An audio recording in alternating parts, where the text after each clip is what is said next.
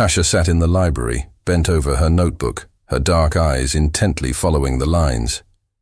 The noise of school life still echoed in her mind, but inside her, there was silence. Today was one of those days when everything seemed particularly difficult. The teachers, Miss Thompson and Mr. Blake, were picking on her again, as if she wasn't a student, but a mistake in their class. The usual taunts, biting comments hiding their disdain, stirred her emotions once more. But the most painful thing was that it wasn't just the teacher's attitude. It swept across the class like a wave, making her classmates whisper and exchange glances. Tasha was smart, one of the best students. Her skills in mathematics, literature, and science always impressed those who truly noticed her. But unfortunately, not Miss Thompson or Mr. Blake. These two teachers seemed to do everything they could to suppress her desire for knowledge, to make her feel like she didn't belong. On one particularly tough day, Miss Thompson began the lesson by asking Tasha a question. "Miss Williams, do you know what this word means?" Her voice slithered through the classroom as her gaze settled on the dark-skinned girl. The class grew tense. Everyone knew where this was headed. Tasha sat in her seat, trying to gather her strength. She knew the answer perfectly well, but fear of humiliation held her back. "Say it, Tasha," her inner voice whispered. "Say the word." But before she could speak, Mr. Blake intervened. "I don't think she knows, Thompson. We're not expecting much from her, are we?" he sneered, casting a meaningful glance at Miss Thompson. The class fell silent, as if holding its breath. Some students chuckled under their breath. Others pretended not to hear. But Tasha felt it seep into every fiber of her being. She had endured this for years. But today, something was different, something deeper. Her father, the school principal, Mr. Williams, had no idea about her problems. She never wanted to use his position to ease her school life. She was used to fighting on her own. But fighting alone was unbearable. Her father, James Williams, was a man of principles. His life had been filled with many difficult moments when he faced racism, prejudice, and doubt about his abilities, especially when he began his career in education. He started as a simple teacher in a small town where his knowledge and experience were constantly questioned just because of his skin color. But Williams always believed that justice could be restored through education by building a fair and inclusive community. When he became the school principal, he intended to change things for students like his daughter. But he didn't know that the same injustice he once fought against was still oppressing his daughter. Tasha had never told her father about her troubles, knowing how much it would hurt him. But staying silent was becoming harder and harder. That day, when Mr. Blake made his usual comment, something inside Tasha snapped. Her patience ran out. She felt a mix of anger and pain and decided she couldn't stay silent any longer. Tasha came home and, for the first time, sat down across from her father, firmly intending to tell him the whole truth. "Dad," she began, her voice trembling, but her gaze was steady. "I need to tell you something." Mr. Williams looked up from his papers, surprised. He sensed that something was wrong, but he never thought it could be this serious. "What's wrong, sweetheart?" he asked, trying to stay calm. Tasha took a deep breath, gathering her courage, and told him everything. The taunts, the scornful comments, how the teachers had turned her classmates against her, how every day she felt like an outcast. She told him about all the humiliations that had piled up over the years. Mr. Williams listened in silence, his heart filled with pain and anger. How could he not have noticed? How could he have allowed his daughter to endure this for so long? But despite the storm of emotions, he remained calm. The next day, when Miss Thompson and Mr. Blake walked into the principal's office, they felt an unusual tension. Mr. Williams sat behind his massive desk, and next to him stood Tasha, calm and confident. The teachers' faces instantly darkened with fear and the realization that their behavior had finally been exposed. "We need to have a serious talk," the principal began, his voice cold but controlled. "Miss Thompson, Mr. Blake, do you know why you're here?" The teachers tried to defend themselves, bringing up their old, tired arguments about discipline and the curriculum. But Mr. Williams didn't let them finish. He presented them with reports, complaints from other students, and evidence of systematic humiliation and bias. But most importantly, he shared his daughter's experience. Miss Thompson tried to protest, but her voice trembled. Mr. Blake attempted to change the subject, but it was too late. They would be dealt with by the disciplinary board. Their careers were hanging by a thread. "Thank you for telling me, Tasha," he said quietly when she finished. "I promise this won't happen again." After this incident, a lot changed at the school. The issue of racism, which had been hidden beneath the surface, finally came to light. Other students began to speak about their experiences, and the school could no longer ignore the problem.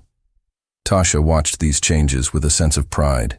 She knew that the fight was just beginning, but the first step had been taken. Her father supported her, and the school began taking concrete steps to create an inclusive and fair environment for all students. Teachers underwent cultural competence training, and new policies were implemented to prevent any form of discrimination. Students were no longer afraid to talk about their problems, knowing their voices would be heard. A few weeks passed, and Tasha was once again sitting in the library. But this time, she felt different. Now her confidence was real. She wasn't afraid to look ahead. She understood that sometimes, to change the world, you need to start with one step, with one voice deciding to speak up. This story isn't just about a school struggle. It's about justice, about how one stand can affect the system. Tasha knew that many challenges lay ahead, but now she was ready for them. After the confrontation with Miss Thompson and Mr. Blake, the school atmosphere gradually began to change. Tasha noticed that her classmates, who had once been silent bystanders or occasional participants in the cruelty, were starting to show a different side. Some of them, quietly at first, began to approach her with apologies or words of support. They admitted that they had followed the lead of the teachers and the group pressure, not fully understanding the impact it had on her. Tasha accepted their apologies, but she also knew that forgiveness was not the end of the matter. She wanted to see more than just apologies. She wanted to see real change, not just for herself, but for every student who had ever felt excluded, ridiculed, or underestimated because of who they were. Mr. Williams, too, became more vigilant. He didn't want to simply remove the problematic teachers from the system. He wanted to create a school environment where such incidents would never happen again.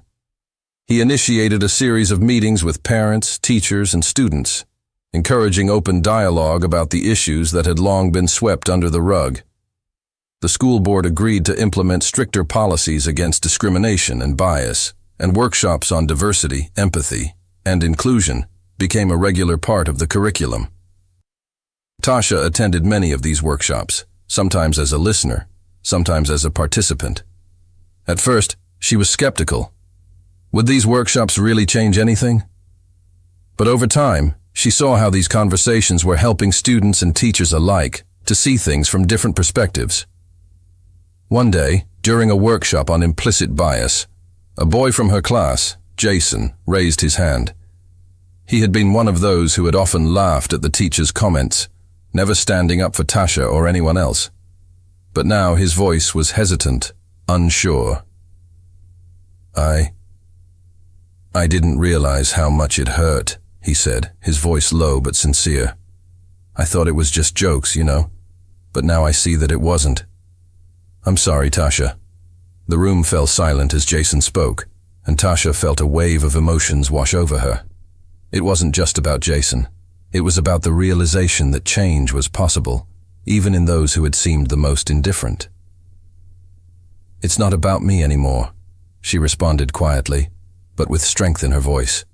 It's about making sure no one else goes through this again. As weeks turned into months, the changes in the school became more noticeable.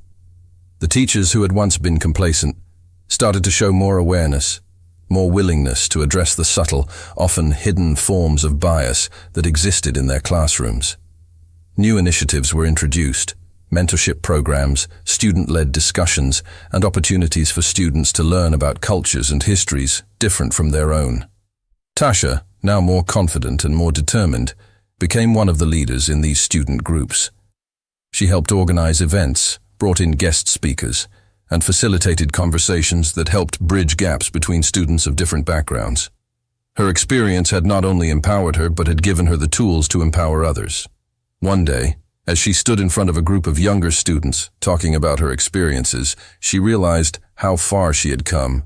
She wasn't just the quiet girl sitting in the back of the class anymore. She had found her voice, and with it, she was helping others find theirs too. Her father watched proudly as his daughter flourished, not just academically, but as a young leader. Mr. Williams knew that the road ahead would still be challenging.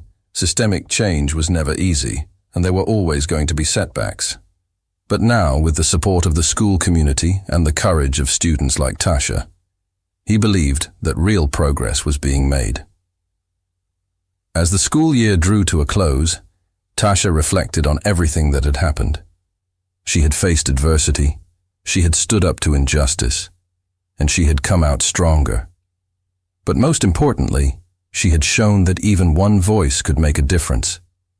The school was not perfect, and there was still much work to be done. But Tasha was no longer afraid of the future. She had learned that standing up for herself and for others was the most powerful thing she could do. And with each new day, she was ready to continue that fight. When she finished speaking, the younger students applauded, and Tasha smiled, feeling the warmth of their support. She understood that every small step counted. Change wasn't instant, but it was happening, and she was part of it. Her father, who had always believed in her, looked on with pride. He saw in her the strength and resilience that would carry her far beyond the walls of this school. Mr. Williams, standing nearby, gave her a nod of approval. They both knew that the journey was far from over, but they were ready to face it together. Tasha's story became an inspiration for many, both within the school and outside of it. News of her bravery spread, and soon other schools were reaching out, asking how they too could create more inclusive and supportive environments for their students. Tasha was often invited to speak at different events, sharing her experience and helping others to find the courage to stand up for what was right. As she grew older, Tasha never forgot the lessons she had learned in that small school. She went on to pursue her dreams, knowing that the world still had its challenges, but also knowing that she had the power to make a difference. And with each new opportunity, she continued to advocate for those who, like her, had once felt voiceless. In the end, Tasha's story wasn't just about overcoming adversity. It was about finding strength in vulnerability, and about the power of standing together for a better, more just world. And as long as there were people willing to fight for that, she knew there was always hope.